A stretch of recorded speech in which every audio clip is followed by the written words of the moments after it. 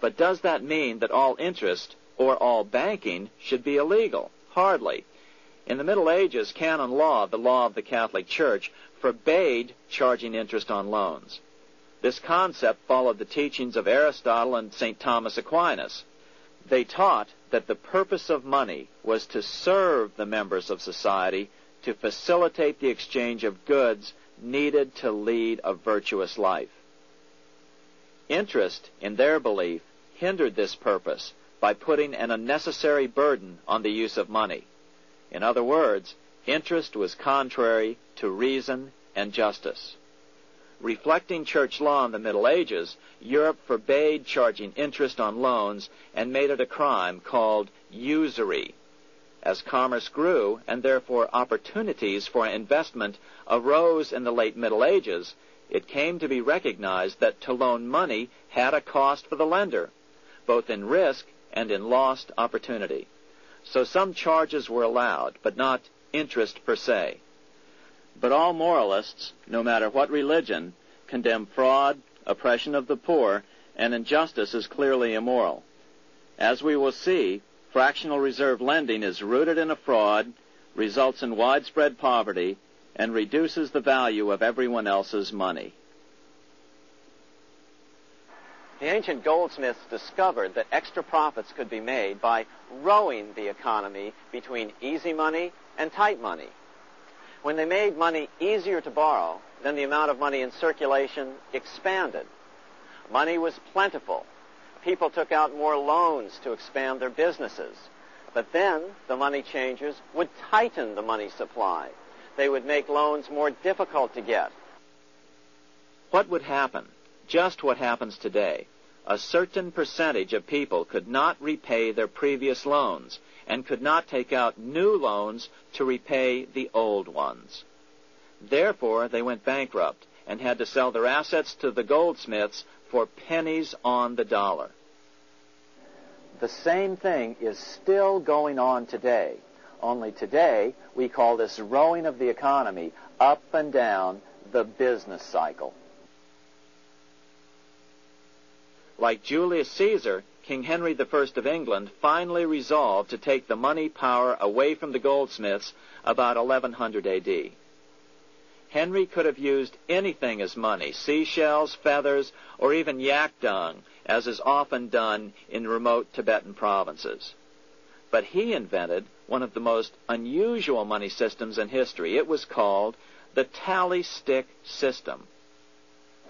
Here I have one of the few surviving examples of this form of British money, which lasted 726 years until 1826, a tally stick. The tally system was adopted to avoid the monetary manipulation of the goldsmiths. Tally sticks were money fabricated out of sticks of polished wood. Notches were cut along one edge of the stick to indicate the denominations. Then the stick was split lengthwise through the notches so that both pieces still had a record of the notches. The king kept one half to protect against counterfeiting. Then he would spend the other half into the economy, and they would circulate as money. This particular tally stick is huge. It represented 25,000 pounds. One of the original stockholders in the Bank of England purchased his original shares with this stick. In other words, he bought shares in the world's richest and most powerful corporation with a stick of wood. It's ironic that after its formation in 1694, the Bank of England attacked the tally stick system because it was money outside the power of the money changers, just as King Henry had wanted it to be. Why do people accept sticks of wood for money? That's a great question. Throughout history, people traded anything they thought had value and used as money. You see, the secret is that money is only what people agree on to use as money. What's our paper money today? It's really just paper. But here's the trick. King Henry ordered that tally sticks had to be used to pay the king's taxes. This built-in demand for tally sticks immediately made them circulate and be accepted as money. And they worked well. In fact, No other form of money has worked so well for so long as tally sticks. Keep in mind, the British Empire was built under the tally stick system. The tally stick system succeeded despite the fact that the money changers constantly attacked it by offering the metal coin system as competition.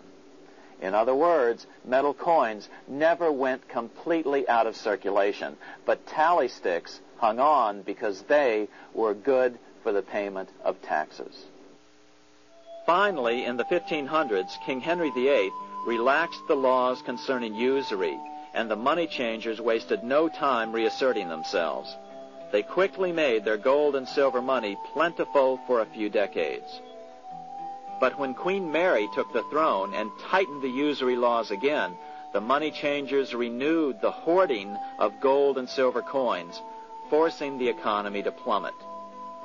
When Queen Mary's sister, Queen Elizabeth I, took the throne, she was determined to regain control over English money.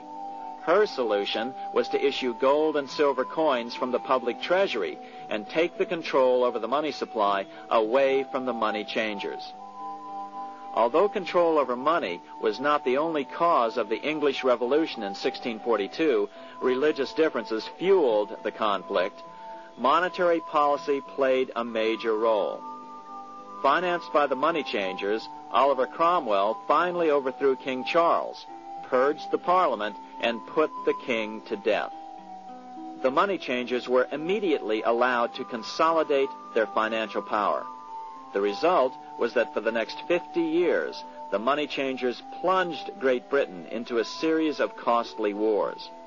They took over a square mile of property in the center of London, known as the City of London. This area today is still known as one of the 3 predominant financial centers of the world. Conflicts with the Stuart kings led the money changers in England to combine with those in the Netherlands to finance the invasion of William of Orange, who overthrew the Stuarts in 1688 and took the English throne.